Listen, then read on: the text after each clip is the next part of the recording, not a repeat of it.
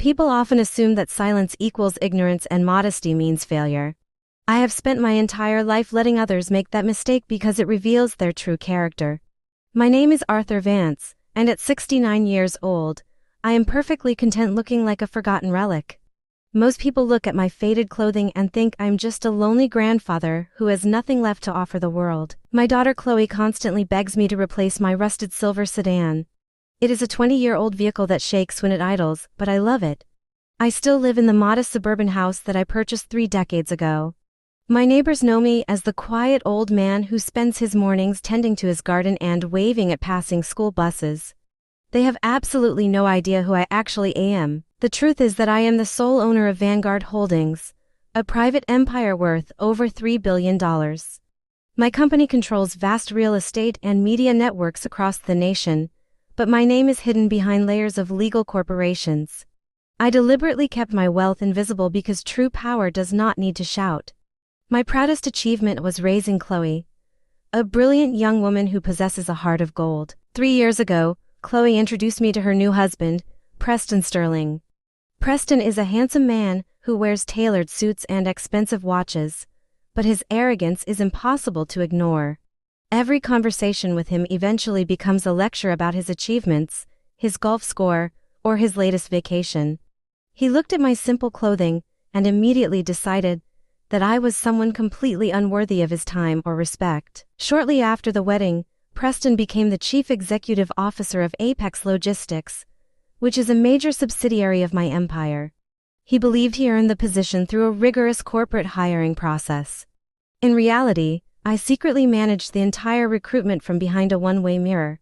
I approved his salary and signed his contract, then went home to trim my rose bushes while he bragged about his corporate success. 4 months ago, I visited the Apex office building to handle some private paperwork. While walking down the executive hallway, I heard Preston speaking loudly to another manager inside his office. He laughed and described me as a harmless old man who had peaked early in life. He told his colleague that I just wandered around my yard and drove a piece of junk because I was poor. I remained patient because a patient man always wins the long game. The opportunity arose when Chloe called to invite me to a family dinner at the massive estate of the Sterling family. Her father-in-law, Richard, and her mother-in-law, Beatrice, wanted to gather everyone together. Preston even called me directly to suggest that I dress up nicely so I would not embarrass the family. On Saturday evening, I deliberately chose my plainest slacks and a simple blue shirt. I drove my rattling sedan past the perfectly manicured hedges of the grand Sterling estate. The parking attendant looked at my ancient vehicle with total disgust as I handed him the keys.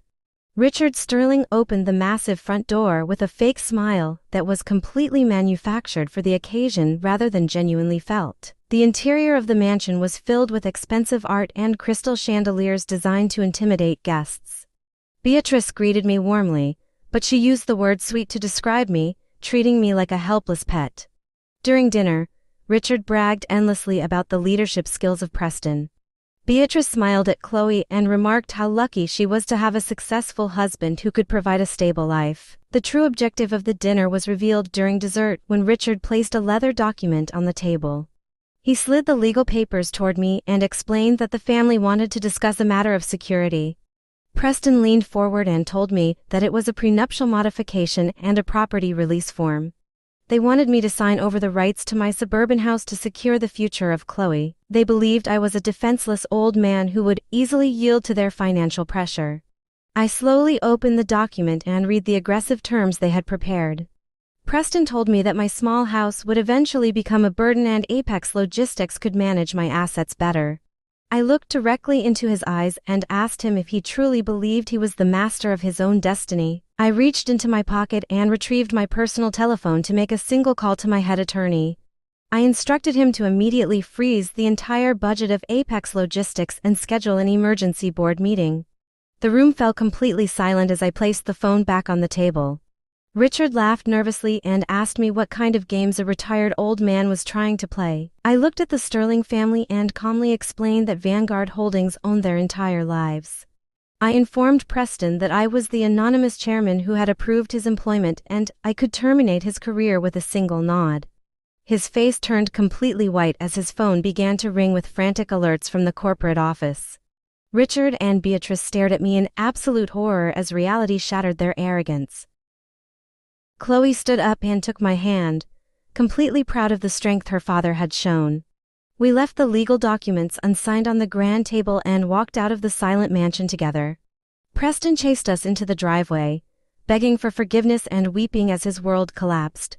I did not look back as the parking attendant returned my old sedan, which felt more comfortable than ever. True dignity can never be purchased with expensive suits or massive estates.